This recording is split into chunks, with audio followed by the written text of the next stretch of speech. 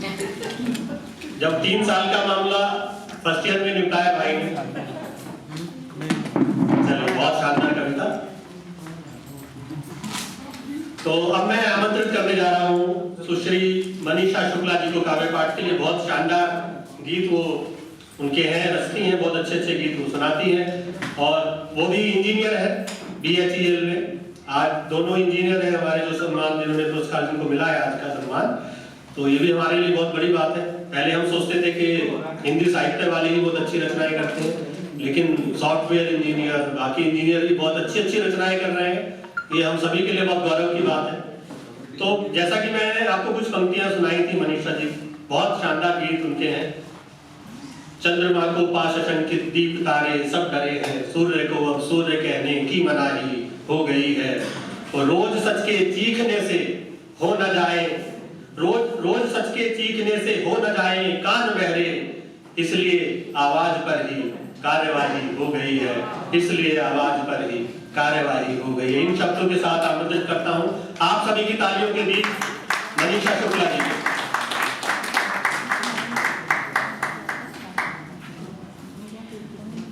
इस विराट साहित्य उपवन के प्रत्येक वट वृक्ष को मेरा प्रणाम। सामने बैठे जितने भी लोग हैं, अधिकांशतः उनमें से लिखने पढ़ने वाले लोग हैं, तो सारे के सारे हमारे कुनबे से ही हैं। आप सभी को मेरा प्रणाम। कीर्ति दीदी के बारे में जितना मैं जानती हूँ उससे आप सब ज्यादा ही जानते हैं। यहाँ बैठा हर व्यक्ति मुझसे तो ज्यादा ही जानता है उनके बारे में।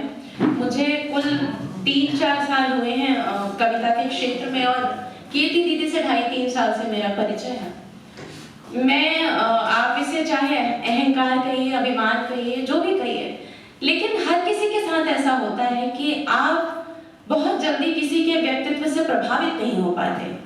कोई अभिनेता है तो आप उसकी एक्टिंग की, उसके अभिनय की तारीफ तो कर सकते हैं, उसके प्रशंसक तो हो सकते हैं, लेकिन उसके व्यक्तित्व में कोई ऐसी बात आपको दिखेगा कि आप उससे प्रभावित हो, ऐसा बहुत कम होता है। मेरे साथ तो कम से कम ये चीज है, बहुत कम ऐसा होता है। कीर्ति दीदी उन चंद लोगों में से हैं जिनके व्यक्तित्व में बहुत सारी ऐसी बातें हैं जो मुझे प्रभावित करती हैं। जिस तरीके से वो संचालन के दौरान किस्सों को, कहानियों को, चुटकुलों को और कविताओं को समावेशित करती है अपने वक्तव्य में, अपनी बातों में, वो देखकर बहुत अच्छा लगता है। वो देखकर महसूस होता है कि अध्ययन, पढ़ना, जानना कि आपके आसपास क्या कुछ हो रहा है वो कितना जरूरी है। जिस भी क्षेत्र में आप हैं उस क्षेत्र में और लोग क्या करके गए हैं वो आपके लिए पता होना कितना जरूरी है। जब भी वो किसी नए कवि को अपने संचालन के दौरान काव्य पाठ के लिए आमंत्रित करती है, वो उसे जानती हो या ना जानती हो, वो कितना भी नया हो, जिस सम्मान के साथ वो उसे आमंत्रित करती हैं, पढ़ने वाले में कॉन्फिडेंस आता है कि मेरी प्रशंसा कीर्ति काले कर रही है, मैं अच्छा पढ़ूंगी या पढ़ूंगा। ये बात मुझे बहुत अच्छी लगती है उनके संचालन के दौरान। और थोड़ा बचकाना है लेकिन ये सच है, मुझे उनकी साड़ियाँ बहुत पसंद है। वो जिस तरह की साड़ियाँ पहनती हैं, जिस शालीनता के साथ अपने आप को मंच पर प्रस्तुत करती हैं, मैं ईमानदारी से बताऊं तो मेरा मन होता है कि मैं कॉपी करूं पर वो हो नहीं पाता। कुछ चीजें आपको अनुभव ही सिखाता है, आप समय से पहले वो नहीं सीख सकते, तो मैं कोशिश करूंगी कि मैं वो भी सीखूं। दीदी को एक बार जन्मदिन की औपचारिक बधाई देती हूँ। मैंने आज उनको फोन नहीं किया, मैसेज नहीं किया, मैंने सोचा कि मैं यहीं आकर उनसे मिलूंगी और उनको बधाई दूंगी। ओम प्रकाश जी ने अलग से फोन करके बोला था कि आपको काव्य पाठ भी करना है ताकि ये सिद्ध हो जाए कि हम जिसे सम्मानित कर रहे हैं वो सम्मान योग्य है। नहीं, औपचारिक रूप से मिलने वाला ये पहला सम्मान है मेरे लिए। इससे पहले मुझे सम्मान योग्य समझा नहीं गया। और अगर आपको पहला पुरस्कार जिनको आप पढ़ते आए हैं, जिनसे आप सीखते आए हैं, उनके नाम पर मिल रहा हो तो कितना अच्छा लगता है, ये मैं आज बता नहीं सकती। काव्य पाठ एक औपचारिकता है केवल क्योंकि यहाँ बैठा हर व्यक्ति मुझे कवि से इतर एक व्यक्तिगत तौर पर बहुत ही आत्मीयता से जानते हैं। सब लोग बहुत प्यार दुलार देते हैं। ये केवल एक औपचारिकता है जो आज मुझे यह सम्मान मिला, सब लोग बहुत स्नेह देते हैं। मुझे कभी ऐसा नहीं लगा था कि मैं इंजीनियरिंग के फील्ड से आकर और इस क्षेत्र में कुछ करूंगी, वो पसंद किया जाएगा, मेरे अपने लोग मुझे इतना स्नेह देंगे। इस सब के लिए आप सबके मैं बहुत बहुत आभार हूँ, बहुत बहुत शुक्रिया आप सबका। गीत क्योंकि मेरी मूल विधा है, मैं कितनी भी कोशिश करूं, कुछ भी अगर मन को छूता है तो वो गीत के रूप में ही बाहर आता है। तो एक गीत मैं बस एक औपचारिक काव्य पाठ के तौर पर आपको सुनाती हूँ। जी स्वागत है। औपचारिक मत सुनाइए, मन से सुनाइए। जी, सब लोगों ने बहुत सुना हुआ है तो आज विशेष है आपको सुनना। सब अपने ही लोग हैं, मन से सुनाइए कोई। जी, जैसे कि आप जब भी कवित्री हैं या कवि हैं, कहीं ना कहीं आप अपने आप को जी रहे होते हैं, तो एक स्त्री का स्त्रीत्व जो है वो कहीं पे छिपता नहीं है। वो अपने आप में कुछ भी काम करे, चाहे इंजीनियर हो, डॉक्टर हो, कवित्री हो, वो साथ साथ एक औरत के किरदार को जी रही होती है। तो मुझे कभी कभी महसूस होता है कि एक औरत जो पहले प्रेमिका बनती है, फिर पत्नी बनती है, फिर आपके बच्चों की माँ बनती है, वो अंदर ही अंदर एक आश्वस्ति चाहती है कि उसे जो प्रेम मिल रहा है अपने पति से वो हमेशा मिले, वो आजीवन बना रहे, ये आश्वस्ति उसे चाहती है, हमेशा वो चाहती है ये आश्वस्ति। 40-45 की उम्र के बाद मुझे लगता है कि हर औरत के मन में ऐसे बहुत से सवाल होते हैं जो वो पूछना चाहती है, जिसका जवाब वो चाहती है अपने जो भी प्रियतम है, जो भी पति है, जो भी जीवन साथी है उससे। इस विषय पर मैंने एक गीत लिखने की कोशिश की और मैं वही गीत आप लोगों को सुनाना चाहती हूँ। जी स्वागत है।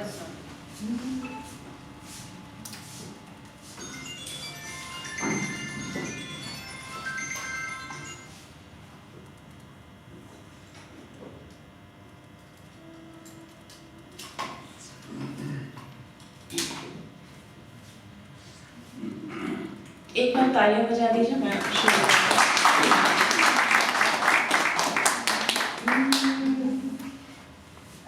करोगे तब भी मुझसे प्यार, करोगे तब भी मुझसे प्यार, ढल जाएगा रूप, ढल जाएगा रूप, बदन पर रोएगा सिंगार, करोगे क्या तब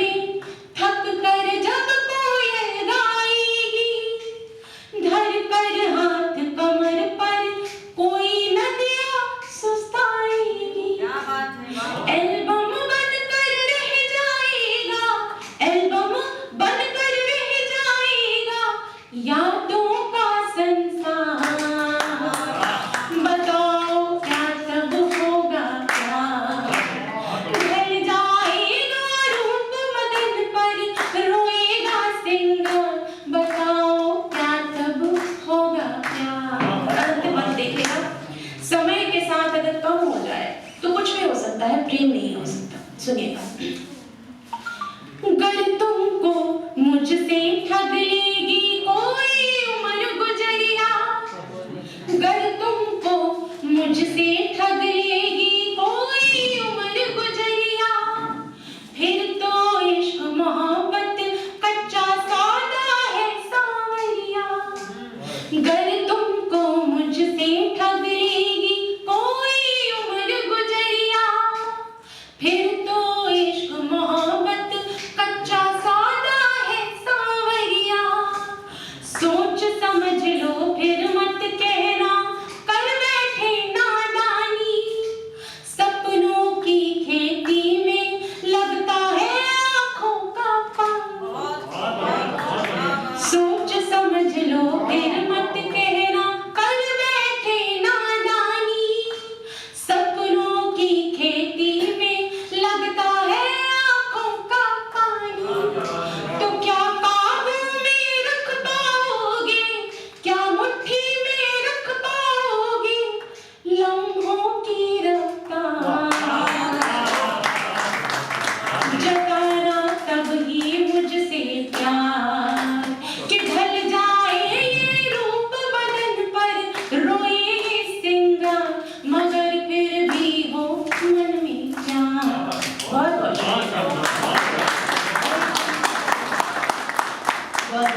आपने बड़े मन से सुन लिया, तो हिम्मत बढ़िए। मैं एक गीत और आपको सुना देती हूँ। शुरुआती दिनों में जब आप लिख रहे होते हैं तो आप कविता के मानकों को बिल्कुल स्टैंडर्ड लेकर चल रहे होते हैं। उस समय आपको ये ध्यान नहीं होता कि ये आम लोगों तक पहुंचेगा कि नहीं पहुंचेगा। लेकिन अभी जो भी लोग हैं मेरे सामने वो सब साहित्यकार हैं, तो मुझे लगता है ये गीत मुझे आप तक पहुंचाना चाहिए। मैं सुनाती हूँ।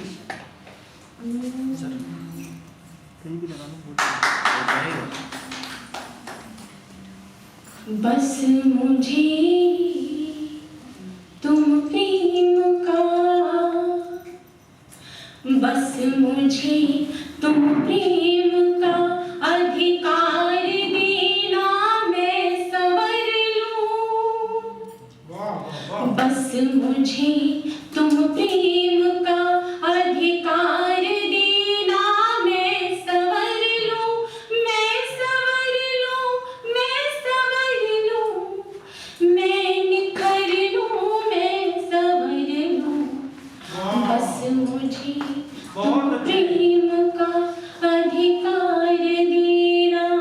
हमारे यहाँ विवाह के बाद स्त्रियों को उपनाम मिलता है पति से, उस चीज को इस्तेमाल करने की कोशिश की है।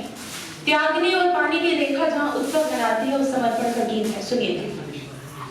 सौंपना चाहो जिसे उपनाम उसको सौंप देना,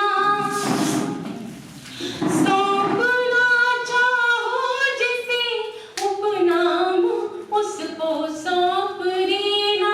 दो मुझे वनवास राजा राम उसको सौंप देना, सौंपना चाहो जिसे उपनाम उसको सौंप देना। दो मुझे वनवास राजा राम उसको सौंप देना। जागने दो हर कटीला स्वप्न मेरे ही नयन में, मांगती हूँ मैं तपस्या धाम उसको सौंप। बस मुझे दो बाह तक, बस मुझे दो बाह तक विस्तार देना मैं बिखर लूं।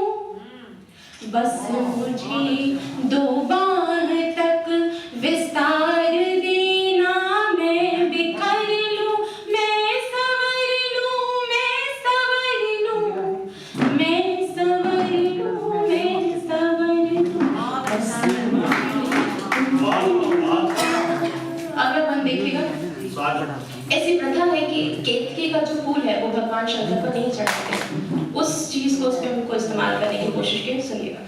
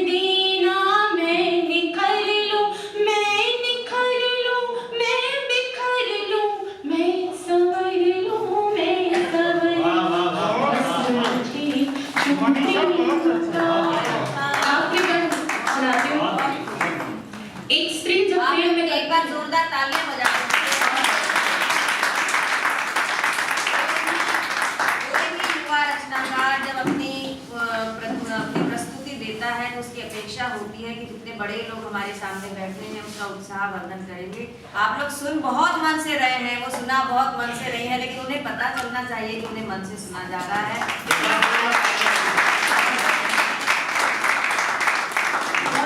आज दो युवा रचनाकारों को इसलिए सम्मानित किया गया है कि ये लिखते तो बहुत अच्छा है, लेकिन इनका और उत्साह बढ़े, हमारे सामने इनका और उत्साह बढ़े, इससे अच्छा ये अपने आगे के जीवन में और अच्छा लिख पाए। इसीलिए पूरा समारोह है, इन लोगों को यहाँ पर बुलाकर इन्हें सम्मानित किया गया है। अपूर्व क्षमताएं हैं इन दोनों में, इनके पास गीत की क्षमताएं हैं, इनके पास हास्य की क्षमताएं हैं। दोनों बहुत बड़े रचनाकार बनेंगे, ऐसा मुझे पूरा विश्वास है।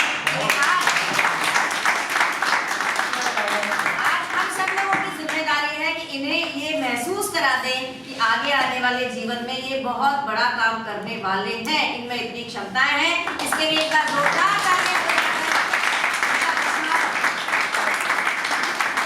हम सभी को ना ऑनलाइन वाले का कुछ समझ लोगों की आदत पड़ गई है, लेकिन ये एक्चुअल हो रहा है तो सभी प्रैक्टिस की कमी हो गई है। तो एक बार जोरदार हाथ खोल के बात करें।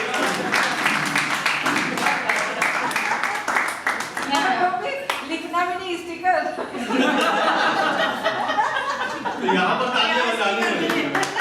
जी मैं अंतिम वर्ग गीत का सुनाती हूँ। मैं हमेशा मानती हूँ एक स्त्री जब प्रेम करती है तो उससे ज्यादा अभिमान में कोई नहीं होता, उससे ज्यादा स्वाभिमान किसी के अंदर नहीं होता जब वो प्रेम में होती है। लेकिन अगर उस प्रेम को वो सम्मान न मिले, वो इज्जत ना मिले, तो कहीं ना कहीं आत्मसम्मान को ठेस पहुंचती है और फिर एक बदले की भावना जागती है। अंतिम बंद में वो स्त्री का जो स्वाभिमान है उसको दर्शाने की कोशिश की। सुनिए। आज प्यासी हूँ तभी तो मांगती हूँ मेह तुमसे। मेह यानी बरसात। आज प्यासी हूँ तभी तो मांगती हूँ मेह तुमसे। प्रीत है नवजात जिसमें प्राण मुझसे देह तुमसे। प्रीत है नवजात जिसमें प्राण मुझसे देह तुमसे। फिर नहीं अवसर मिलेगा साधने को यह समर्पण। फिर नहीं अवसर मिलेगा साधने को यह समर्पण। फिर नहीं धरती चलेगी मांगने को गेह तुमसे। बाद में तुम प्राण का, बाद में तुम प्राण का उपहार देना मैं अगर लूं। बाद में तुम प्राण का उपहार देना मैं अगर लूं। मैं संवर लूं, मैं निखर लूं, मैं बिखर लूं, मैं अगर प्रेम का उपहार।